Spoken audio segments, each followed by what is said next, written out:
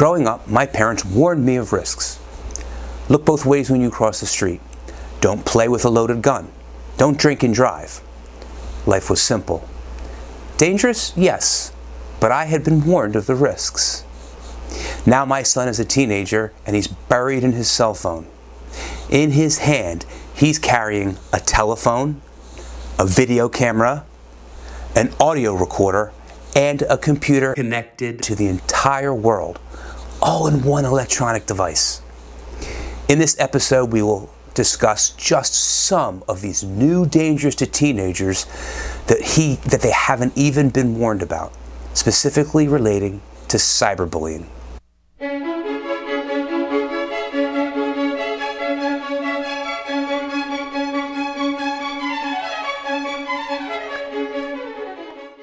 Welcome to PA Voter Information Network. This is Larry DeMarco, your host. Do you watch my YouTube channel but haven't subscribed yet? Why not now? It's easy and free. Just click the red button and the bell right beside it, and you will be notified of all new content. This is part one of a three-part series. In this episode, we will address cyberbullying and three types of dangers that our children currently face that they're not always warned about. Catfishing or impersonating. 2, sexting and revenge porn. And 3, just regular cyberbullying. A movie entitled Submit the Documentary deals specifically with these issues.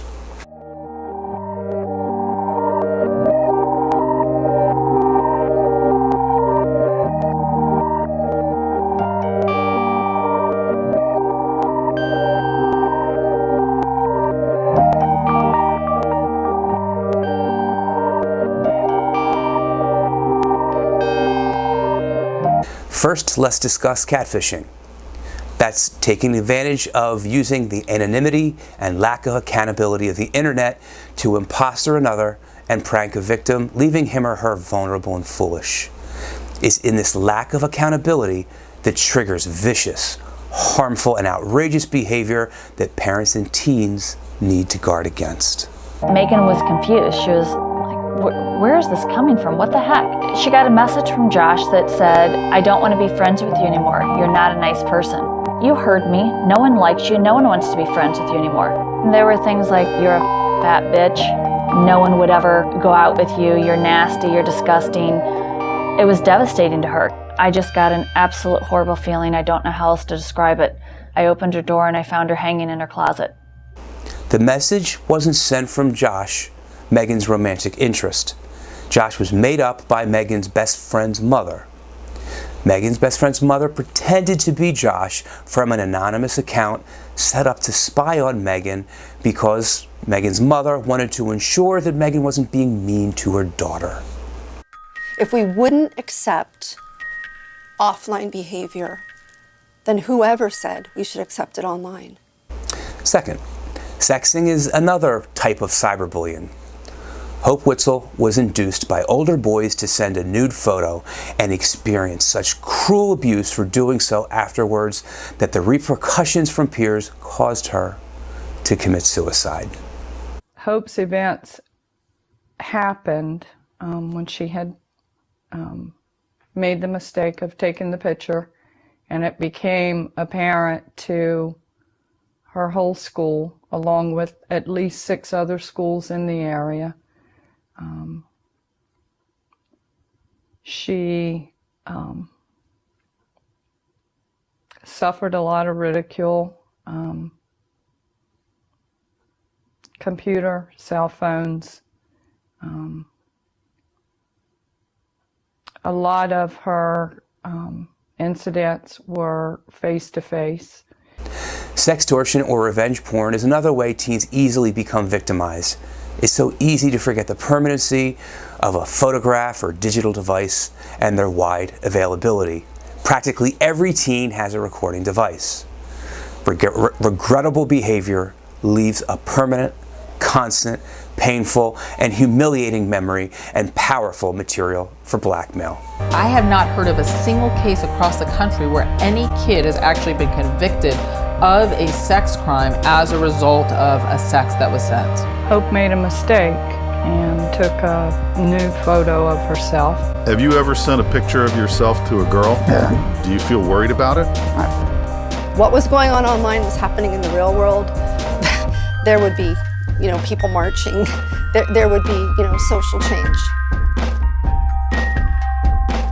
Third, the most common cyberbullying is pure emotional bullying online. Unfortunately, I had a very personal experience, and it is the reason why I wrote my newest book, The Parent's Guide to Texting, Facebook, and Social Media. And at that point, my daughter was 16 years old, and it was her first day of her senior year at high school, and she was wrongfully accused of something that she didn't do, and she ended up being basically the target of a lot of kids by text message first, bullying her, and then it went up onto Facebook where she was cyberbullied there.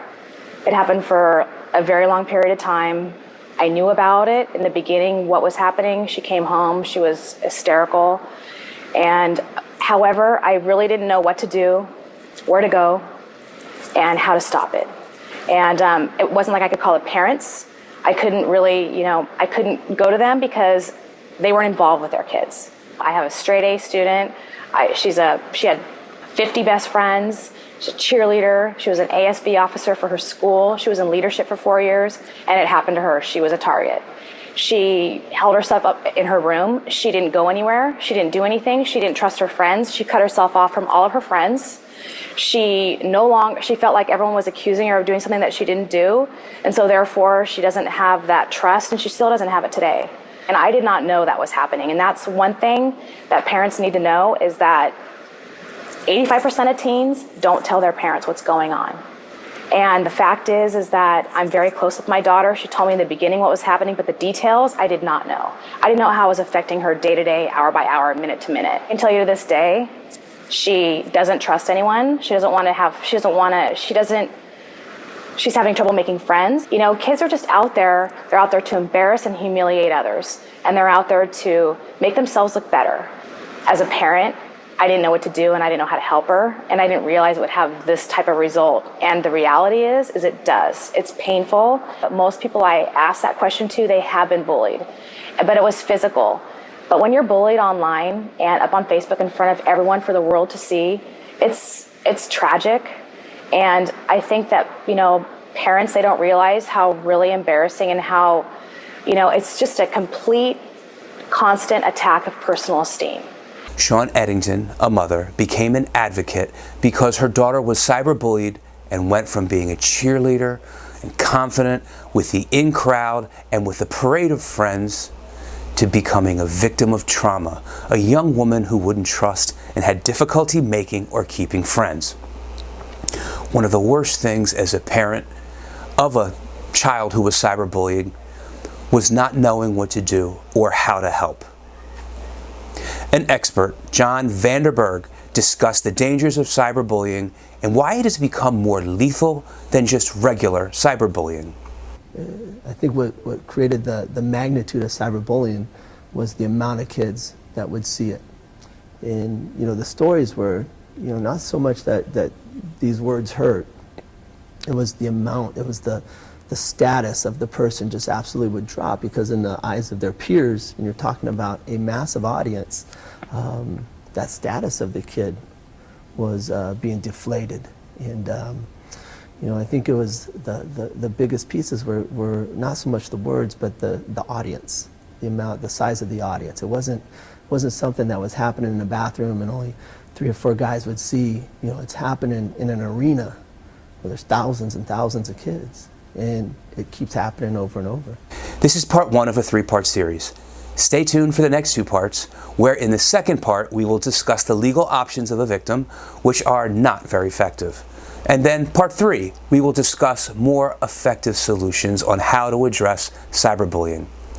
If you like this episode, please click the like button below and forward this link to all the people on your contact lists and Facebook friends.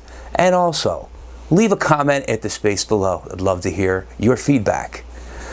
I am signing off. Tune in next time. Bye for now.